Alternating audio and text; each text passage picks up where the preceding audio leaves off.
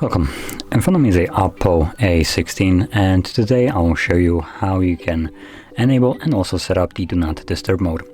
So to get started, you'll want to pull down your notification panel, expand it, and look for the toggle, which for me looks to be nowhere to be found. Yep, I think so. So I'm gonna tap right over here. Oh, and there it is. So as you can see, by default it is disabled for me, so all I need to do is grab it, drag it over, drop it, and there we go. Once I go back, I can now quickly access it in my notifications.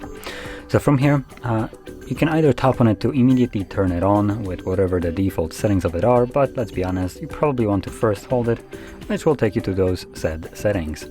And from here you can customize them. So we have schedule. I don't think I need to explain that one. We have exceptions, which allows you to just select exceptions for notifications, status bar, like notifications, banners, and some other notifications for lock screens and so on. Then I have allow messages from, so this is just for messaging. I can select everyone, contacts, favorites, or no one. Same goes for contacts that are below.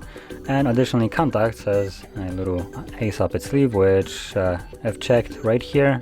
This ace up its sleeves allows people to completely bypass your section right here, selection, and reach you, assuming they called you twice within a 3-minute period.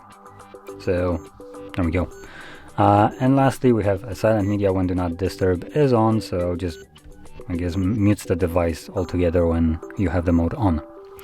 Once you went through all the settings right here and customize them to your liking, you can either immediately turn it on from this settings page right here by tapping on this toggle, or you can easily access it at any moment in time by pulling down notifications and pressing on this moon icon right over here. At least that's where it is for me. Selecting turn on, and there we go. It is now enabled, which you can see right over here.